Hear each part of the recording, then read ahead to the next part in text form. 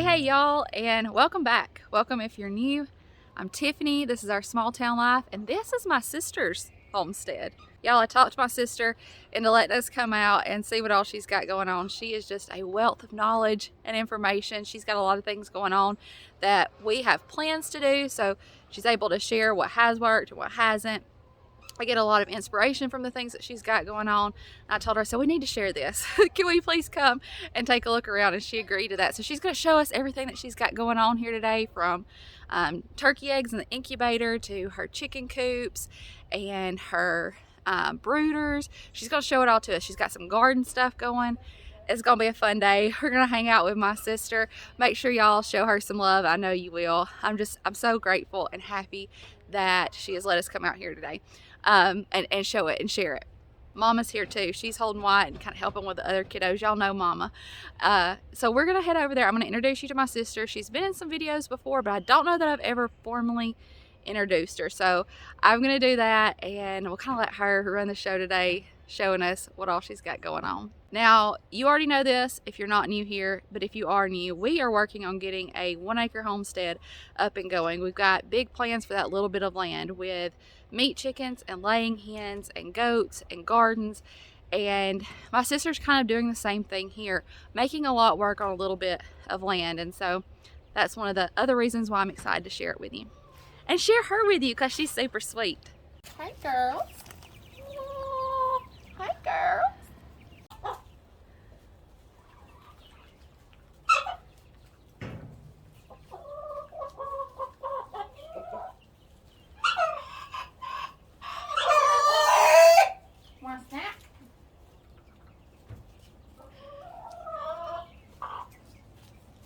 There's sister. Hey y'all. This is my sister Holly. And I know some of y'all are going to ask, I'm older. I got a few years on her. So these are my laying hens. I've got my rooster. He is a Brahma, and I got a couple Brahmas. I got some Plymouths. I've got, what all do I have? I've got Australorp, Americana. So you get all kinds of colorful eggs, don't you? I do. It don't matter. They're all going to use the same nest. It does not matter. Normally they'll lay here and they'll lay here and they'll lay over there, and they don't even get in the other boxes. So they say like one box is good enough for like 3 to 5 chickens. Okay. Oh my goodness, they're so pretty. They are gorgeous. Now, And okay, this so is tell us, probably- yeah. This is going to be the Americanas. This one's probably the Plymouth. And these are probably going to be the Brahmas. It was really odd the last time I hatched my chickens. The lighter ones, I didn't really know what they were going to be. And so when I got to research and to look to see, because their legs were black, just like that Plymouth right there. Her legs are black. And their legs are black, but they're bearded like the Americanas. So that's the one way you can always tell an Easter egg. An Easter egger is It's a mix, right? It's a mix of an Americana. Like a true Americana. So Americanas are always going to have that beard, and sometimes your Easter eggers will too. I guess if they just get the gene. Right. You're pretty. And then this is my Brahma rooster, and these are my Brahma hens. These are hello. Some of my favorite. These are some of your favorites. And that one over there is a Brahma, and you can tell they're Brahmas because they've got feathers all down their legs. And I've got a couple of chicks in the brooder that have, you can tell they're Brahma because they have started to get feathers on their legs too. Rent a coop, that's the best thing I've ever done. Okay, so these are the Rent a Coop water and feeder. They're 2 gallon. I think you can get them in 5 gallon too. But this is super convenient because it keeps me from having, now granted I still come out here every day and give them a snack, or you know, I'll fill these feeders up, but if there's ever a day I just don't make it out here for some reason, this is like their little backup feeder, and they always have food.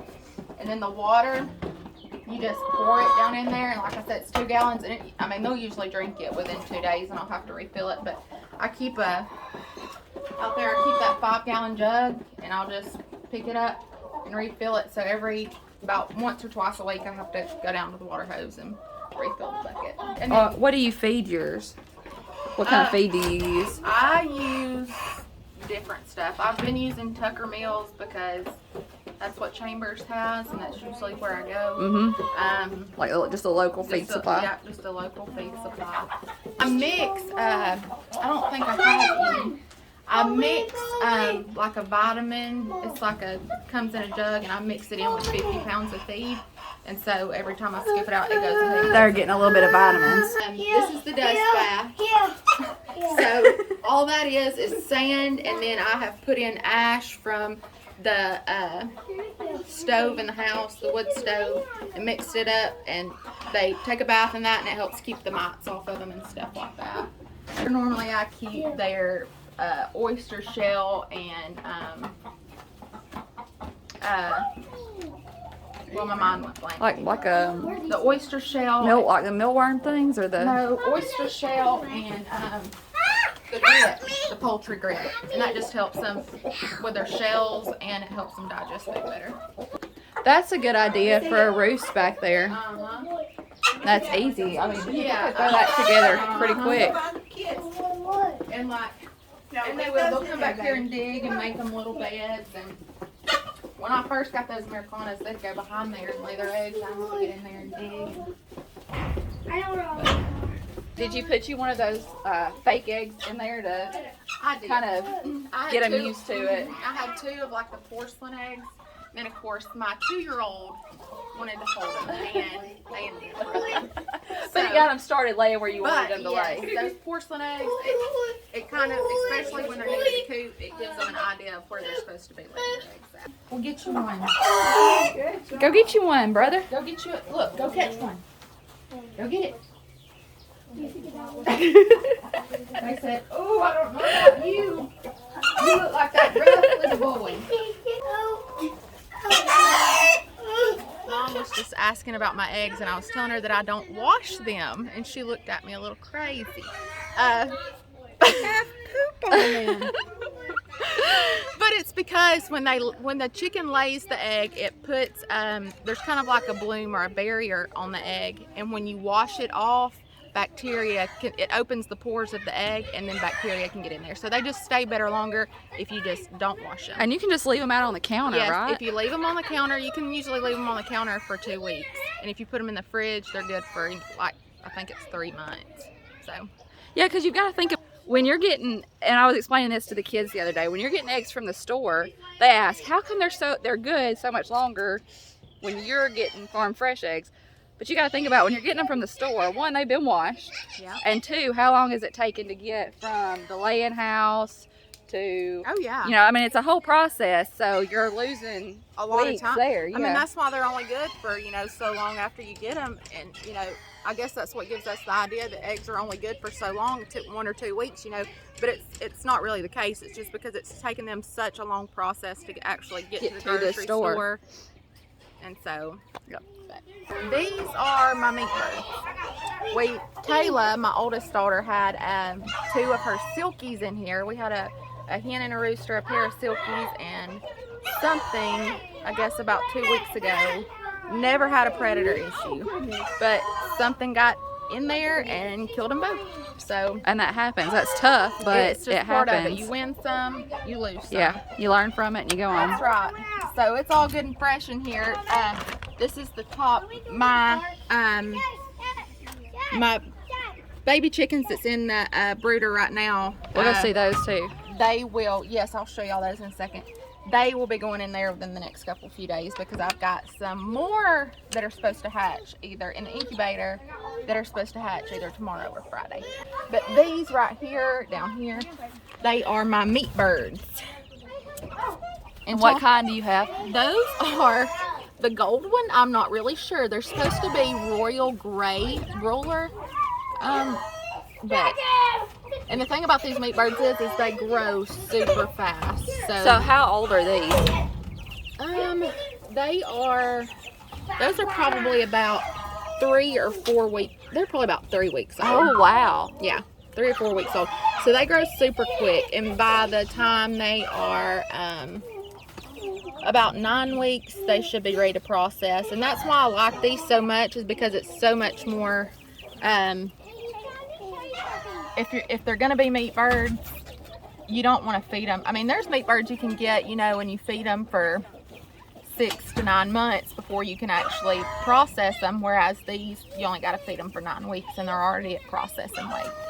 And we're doing kind of a mixture. We're going to be getting some, well, the plan is to get some Cornish rock if we can get them, because that's kind of the same thing. They're going to grow fast, and then our turkins are going to take a little bit longer. Not as long as some. They're going to take like 16 weeks. That's not bad. No, That's still not bad. no. And the reason why we're doing those too is, and I've said this on here before, but we're going to keep some to breed, to hatch, and keep the process going. Where a lot of them that you get that are already across, you're really not supposed to breed those any further than the ones that you buy from a hatchery. The Cornish, you're not supposed to rebreed those because they're already a cross between like a Plymouth maybe and a a Cornish rock, Cornish cross. They're fast growing birds too, and that's usually what you're going to see when somebody's got meat birds. But all birds are meat birds That's though. right. I mean, you know. I mean, really, they are. They are. I know that we like to separate them, and a lot of times they're separated based on laying hens lay more eggs. A meat bird gets bigger faster and has more meat, but they're all. And within the next week or two, I'll actually have these chickens in a tractor, which is going to be something that I can. It's about 2 foot off the ground, you know, and so wide and so long, and you can just pull every day. You move it in the yard. And they eat that grass, and so that does a lot for the meat when you finally get to eat it, because it'll taste better. And it fertilizes your yard. Yes, it does. Way. Yeah. You know, when you move that tractor, especially if it's been sitting there for a while, that grass is going to look dead. But if you'll give it just a little bit, that is like the best fertilizer for the yard. They're not grass-fed cows, they're grass-fed chickens. They're free range. Me and Justin was talking about that. They're confined, but they're free ranging, meaning they're out on the grass, they're eating the bugs, they're moving every day. Yes, yes. We're going to be making ours probably out of PVC, but I think you said you're going to make yours out of wood, right? We've just got so much To use, and that's what you should do. I mean, that's part of homesteading, using what you got.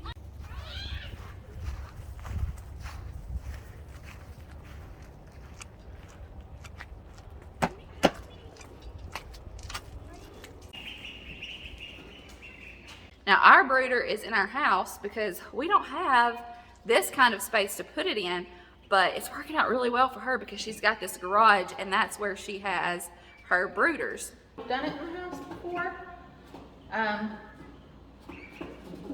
but it just works out a whole lot better, especially when it's warmer outside, because using the incubator, you know, you could pretty much hatch them any time of the year. But if it's super cold outside, this heat lamp ain't gonna do all the work. You're still gonna have to keep them inside. Yes. But since it's warming up, it really helps. But these are ducks, which have gotten big super fast. And I'm just really trying to let some more feathers come in before I actually take them outside. But this one right here is I think now, this was just an assorted duck by, so I'm not really sure what exactly they are, but I think this one is a cotton patch. This is a blue Swedish, and then this little guy right here is a mallard. Oh, they're so cute. And I'm gonna put their water in there and let y'all watch them. They might hop in there and swim. And this is just a bin that you got from the feed store too, right? Yes, this is just a bin that I got from Chambers. Do they stay in it, or usually, or do they get out too? Well, I guess they're at the size now where They they are get at out. the size where they'll jump a little bit, use their neck, and then grip with their feet, and they're out. We come out here this morning, and they were in the floor, running around. So they really are. They're getting about too big for this, but I'm gonna, that other fenced-in area back there, I'm gonna get them a little pond built, because maybe they would stay in our pond. I don't know. They make like floating duck houses that go on the pond, so that might be something. And then they would could just do. live down at your pond. Right.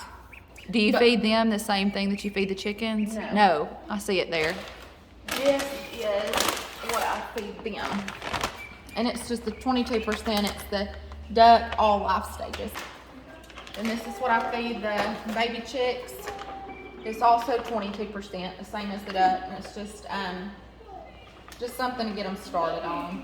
Here I've already got my turkey starter, which is starting to bust. But I bought this at Chambers, so I guess this is 10 pounds for $5. Wow, that's a good deal. That's a steal. That's a steal. So these are the chickens that I hatched, I guess, about 2 weeks ago. Oh, Carson wants to hold one. And I was going to show you this one. When I was talking about the dark legs out there, you can kind of tell. Whereas, you know, these are going to have a little bit lighter color leg. But,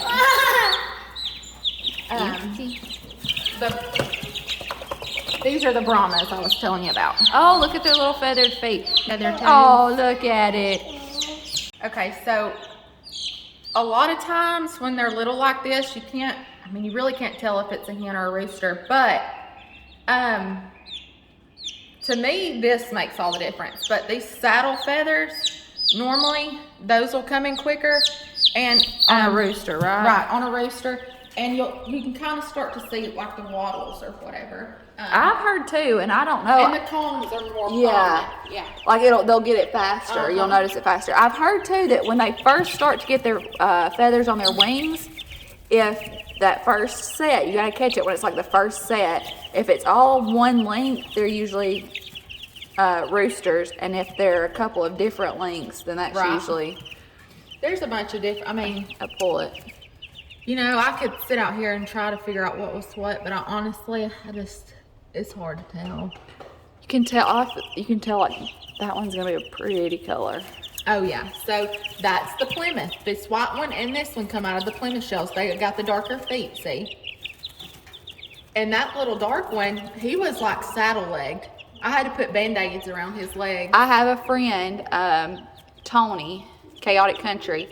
She's having to do that with one of hers that she got, and she's still having some trouble with hers. She's still keeping hers banded because it wants to like flop over. Chickpea is what she's named it. Yes, that's how that one was for the first couple of days. I mean, it was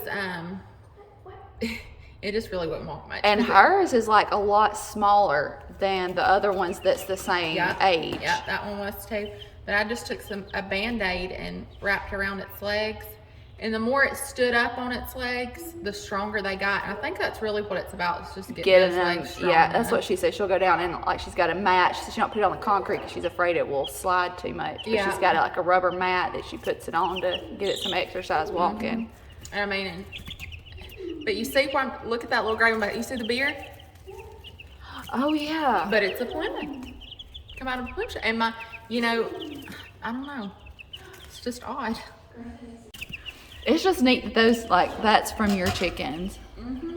Oh, it's the coolest process to watch in the incubator. This is a fire ring, right? And you got it from Tractor Supply? Yeah. Oh, this right here too. I was gonna say something about it. Yeah, that's just a little. It's just a little ruse. They play under it. They jump up on it. Just kind of teaches them to use. Now, does that help them to not? Because I noticed ours like to jump up on here. They'll sit on these, or do they still do that too? Yeah, I've really not had an issue with them getting up on their feeders or waters, or anything like that. It's mostly, they mostly just use those little roost bars. That's neat. So, this incubator over here got my chicken eggs in it.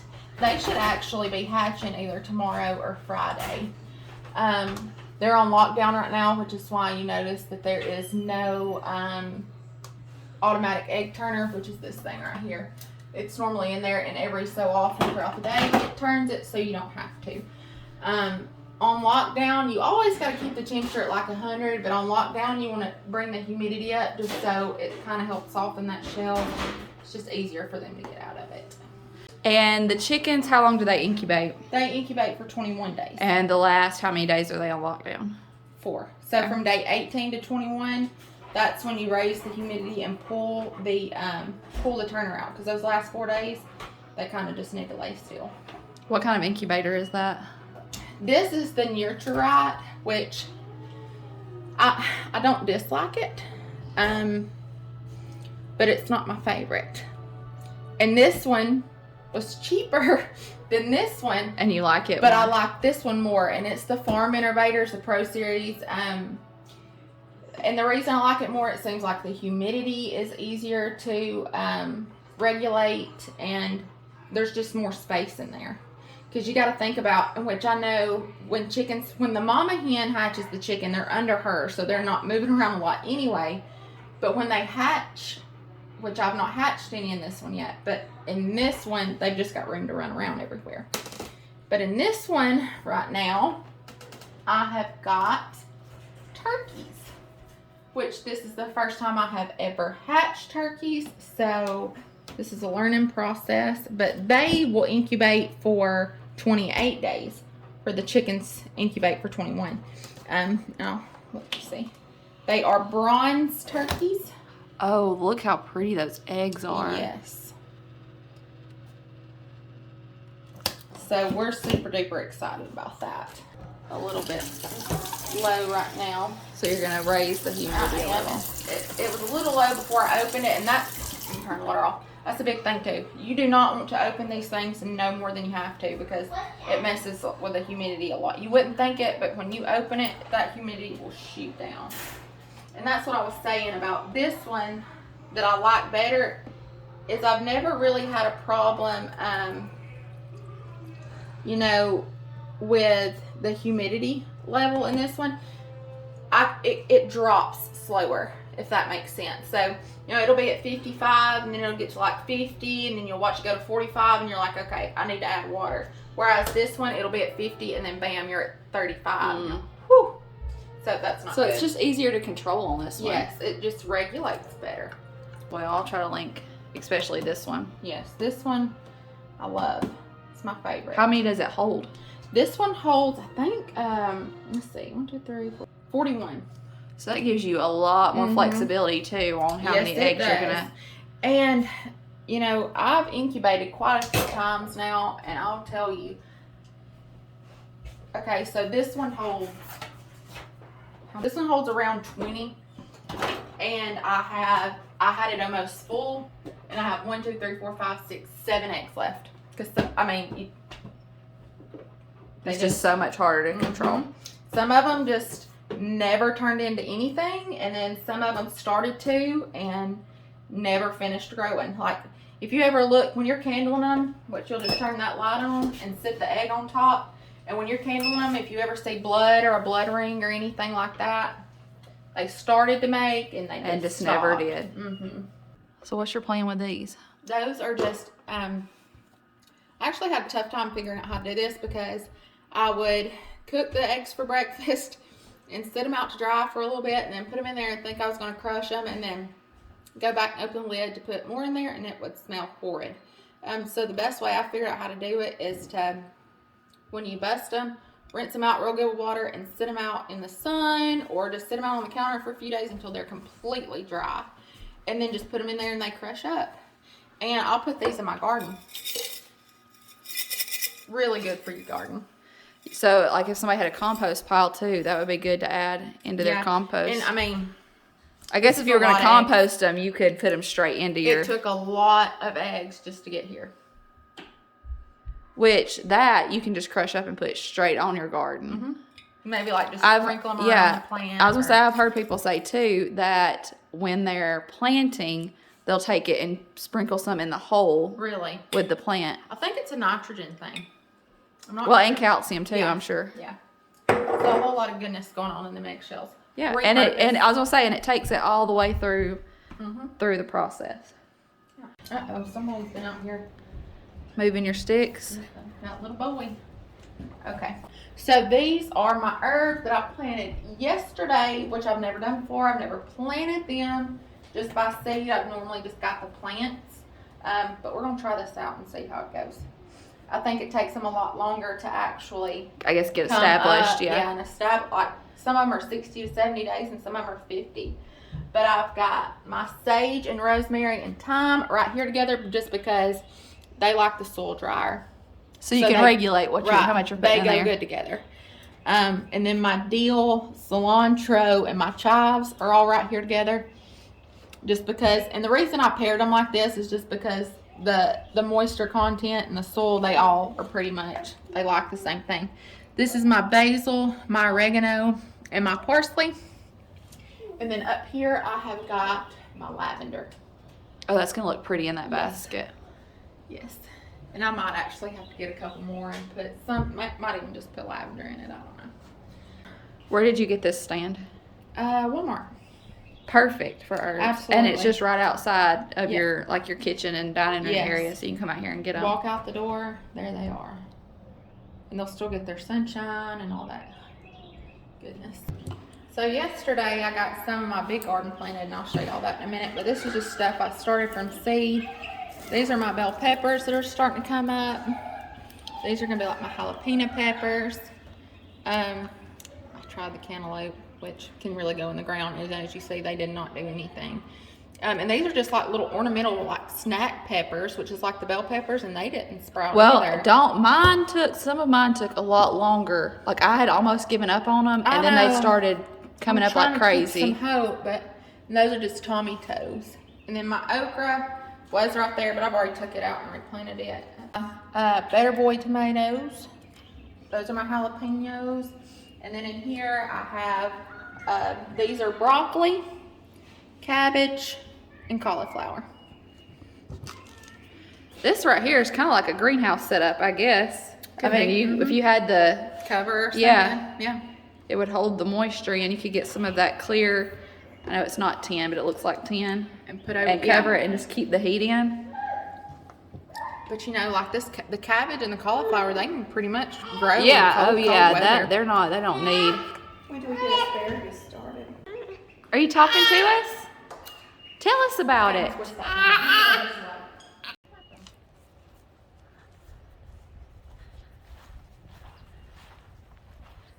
telling you, this grass was shot up, didn't it? Mm-hmm. Because we were able to walk down to the pond. Now we're going to have to bush hog because Starts to get warm and I'm going to do a lot of raised beds too. So my biggest thing in this one was going to be my corn and my beans. I wanted my corn and my beans to be in this this spot. So there's a row here, this first 5 rows, it's got corn in it. I need to water it. And then that back row I planted sunflowers. that'll be pretty. Yes. And then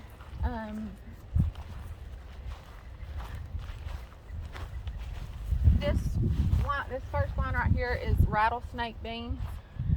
The second one is just like a harvester bean. And then that third row is peas. And in that back corner back there, I've got my carrots planted. And then on the very back, I've got the cucumber plants in. And then above those, we can walk over here where you see it, squash that I also started from seed.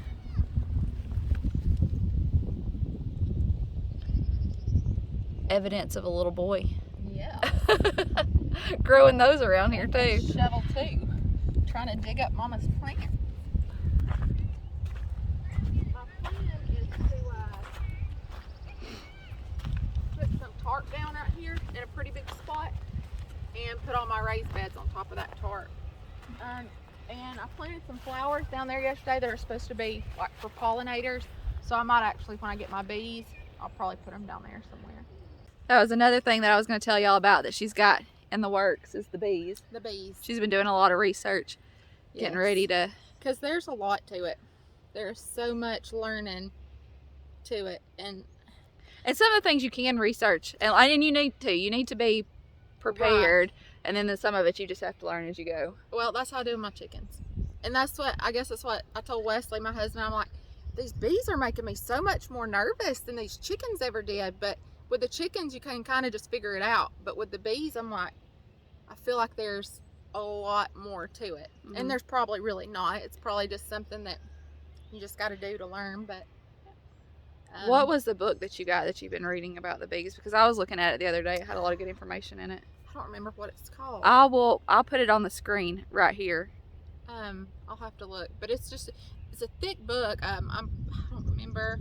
I think I ordered it, but it tells a lot. I mean, it gives a lot of detail about the bees in their first year, and I mean, it was I learned beautiful a lot too. Like, it had a lot of pretty pictures. Yes, and I learned a lot just from reading that book. You know, like I didn't realize that when you actually order your bees and they come to you, you know, your queen is actually in a cage with a sugar plug. And so those other bees, if they accept her, they will actually clear that sugar plug out and she can get out.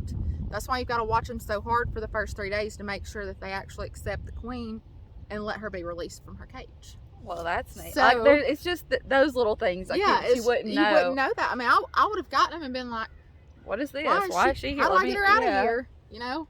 But, so they say like the first 3 days, you know, you got to watch them, and then every couple of weeks, and then once they're established good, you really don't have to check on them but once a month. They just kind of take care of themselves. Yep.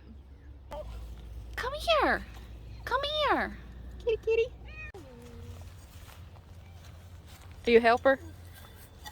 And I thought about sitting on stop storm pit because it keeps the kids from getting up there. Yeah. But that makes me so nervous. But it's just like a 3-tier little garden tent, and it's wood, and no tools required. It just pops together. Oh, I like Where'd you that. find that? Walmart. Expert gardener. What you gonna put in it? I don't know. That would be Maybe my good for, cabbage yeah, and- well, I was going to say that, and like salad greens and Yeah, my cabbage. I'm thinking even my broccoli. radishes. Flowering. What is that? What is that? Is it a little peach? Is it? I mean, it's fuzzy. Are they? It looks like it. I think it is. Oh my gosh. When did you plant these? Last year, but it was probably already a year or two old when I planted it. Sweet. Now, how much, I was telling them, as far as like what you've got stuff going on, I mean, you're not taking up much more than an acre with like the stuff you have going. No, I mean, not really. I mean, there's about 8 right here, but as far as the stuff that I have going on, It's just spread. it's Yeah. just- Now, once you start having your bees down here and your ducks on the pond, those kinds of things, it'll be more spread out. But it's not necessary. You know, Yeah. you can make do without having the pond or, you know. What, baby? Go get your tractor. Go get that tractor out of the garden. I think a lot of times people think you need tons of space and tons of acreage, and No, you don't. these kids are ready to go to the park. We promised them a park They day. are. They want pizza in the park. Pizza in the park.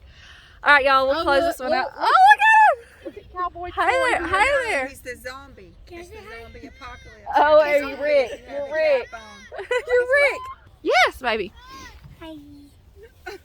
Were you asking to go to the park? You ready to go play? She went to the rescue. The little boy lost his shoe. Carson lost his shoe. All right, y'all, we're gonna close this one out, get these kids to the park. I have loved walking around with Holly today and seeing what she's got going on, learning some things, getting some new ideas, and just spending some time with her, having fun. We love you. We appreciate you, and we'll see you in the next one. Bye, y'all. You wanna wave? You wanna wave at them? Tell them bye. Bye. Look at these kids having the time of their life.